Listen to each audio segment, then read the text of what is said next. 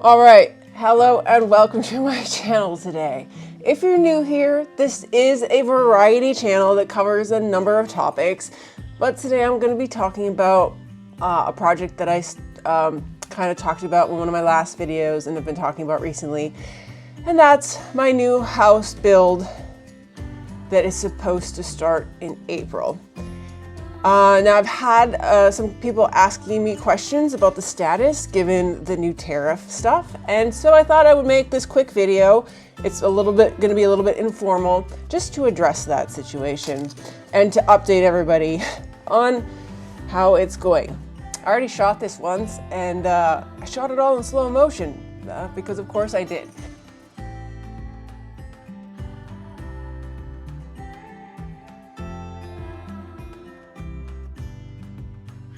So I'm reshooting. It's probably for the best. I was a little emotional in the last video, so this is take two. All right, first of all, this will be the start of the content related to the house build. So this is just going to be a rundown of my experience so far and what it means for going forward. If you're new here, just a little background. I have been working on this house build for several years now. My current house is sort of sinking into the ground and the roof is leaking and has been for several years. It started during COVID, and my builder at the time advised me not to spend the money on the shingles because they were really high priced. So he patched it up and said we would get back to it later. In the meantime, it became apparent that my house was sinking into the ground. The foundation is caving in kinda, the floor is heaving, and the roof is leaking. In addition to that, the electrical is still largely knob and tube, and if you're not familiar with what that is, that's basically what they used before modern electricity and modern wiring. It also, the person who owned this house before I bought it lived here a really long time, and they did their own plumbing, which means my shower backs up, my toilets back up, so the house does need to be rebuilt, obviously. The first thing I ended up doing was to go to a bank to talk to them about the requirements. And I'm glad I went in advance. I went several years in advance. I thought that you needed 10% for a house, but when you're doing construction, the requirement is 20% down. So I was lucky that I went in and talked to them, because otherwise I'd be way more behind than it turns out I'm probably going to be anyway. At that time, I started trying to find a builder and met with one in a local town who showed me some of his structures, and within that time he said, and I don't even know what prompted it, he made sure to tell me that men still rule the world, which I can only guess he was not pleased with my assertiveness regarding this project. Needless to say, I'm not using that person. Around that same time, a couple months later, I went to a drafter because I am designing my own house, or I did design my own house, and it needed to be put in a format that was appropriate for builders. And I started working with that drafter in June of last year, and they strung me along, and by September, they had ghosted me. I tried to hook up with another drafter who was more local. They also ghosted me. Luckily, I did end up finding somebody who is passable as a drafter, and that company has now provided me with plans that my builders can look at. And I will be showing you and going over how I decided to design my house in a future video. But for now, people wanted to know what's up with the house. So first of all, in my last video, I did say that my dad was going to be co-contracting. He's going to be co-contractor on this job with me. But due to some insurance and workers' comp complications, because he comes from a different region, I am now sole contractor and he is my technical advisor. Not having a contractor will save you 10 to 20% off the top of the cost of the house. However, I do not recommend this. I don't even recommend designing your own house at this point. I recommend you find a plan you like, you find a contractor, and you just pay that 10 to 20%. Because in addition to all the work that goes into designing your own house, and it's a lot, a contractor does the organization of all the trades, the finding, the hiring, the paying. And while I have a vast experience in building, I grew up with working for my dad in the summers because he's a contractor.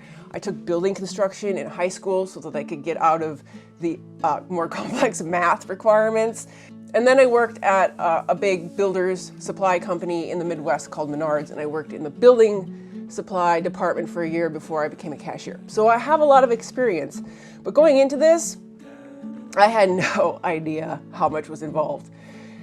There are so many trades, and for me it comes down to somebody to demolition the house, what that means for filling it in, compacting it down, local ordinances and building codes, and you have to know that the state has building codes, your local municipality has building codes, your county could have building codes, and so you have to make sure you know what's required there.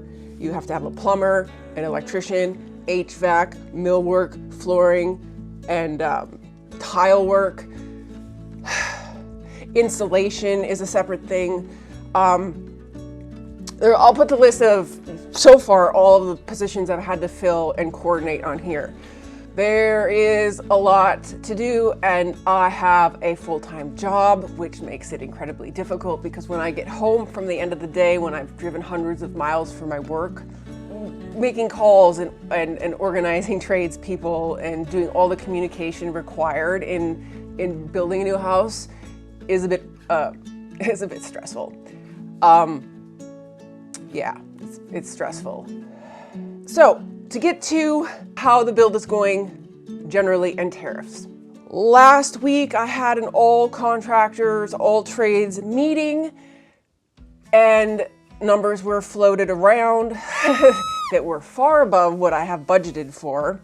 And I really won't know the prices until all my tradespeople get their bids in and I add all the bids together along with the materials and see what that comes up with. I should be getting some estimates in from my tradespeople within the next week or two, and then I will then proceed to go to the bank. It's important for me to wait until then because if all the estimates come out too high, then I haven't got a hard hit on my credit, because currently the bank is saying I can come in for a pre-approval, but that's a hard hit on my credit that's going to negatively impact it, and I don't want to risk that if I am not going to be able to afford the stuff anyway. So at this point I'm at like a crossroads of getting the estimates, submitting the plan to the city so that I can get approval for building, and then also going to the bank.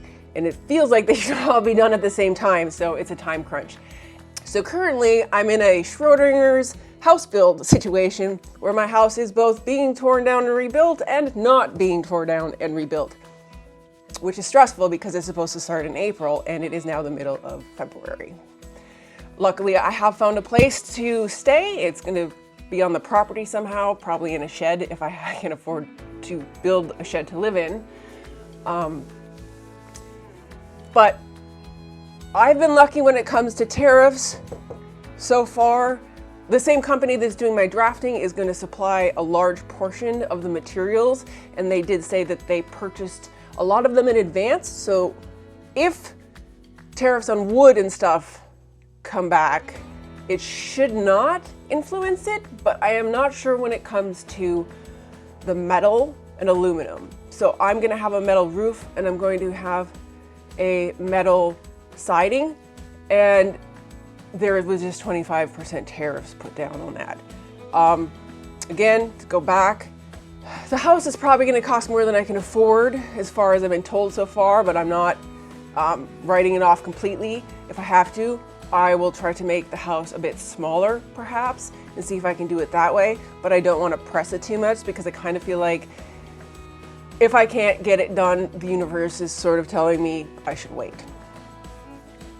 So then the other plan would be saving up for till next year and hopefully have enough to make up for the difference in what I thought I was going to be paying if it does become pricey. However, in the time that I could save that 20% of the extra cost, I fear that the cost of materials might go up in tandem with that, in addition to labor costs. And that next year this time, I will be back in the same situation that I am now.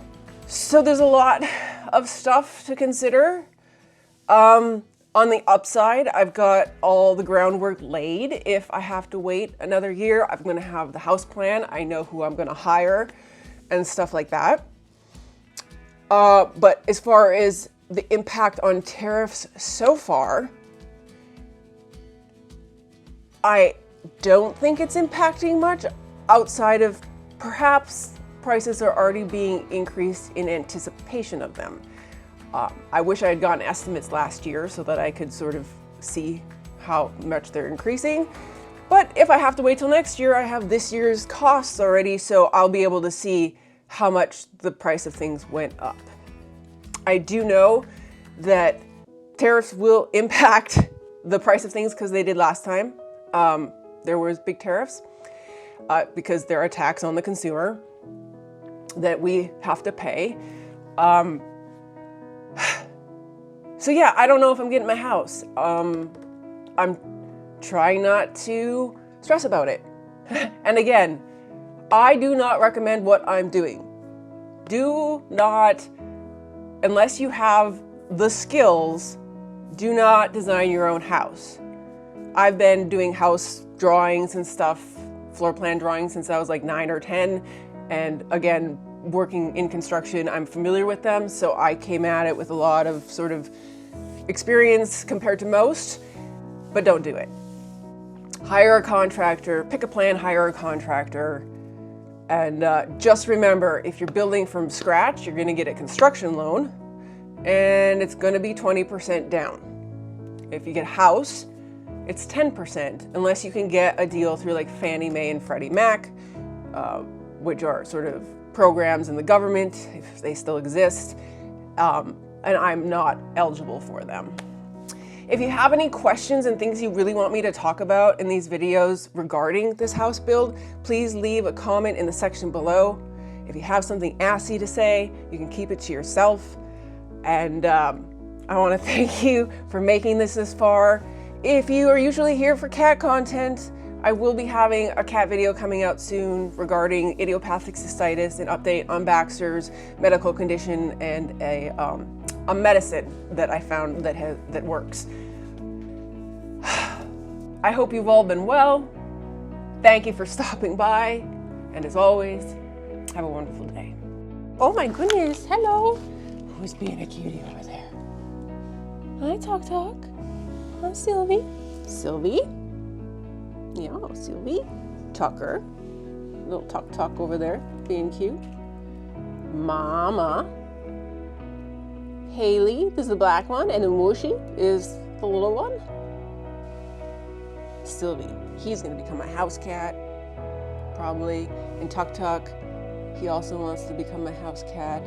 This is the cage I built them when I took them out of the cold part of the garage, and they get to watch bird TV all day to stay entertained. Hi, are you a handsome boy? Hey, are you a handsome boy? Hey, Sylvie? Yeah, say hello to the nice people on the internet. Yes.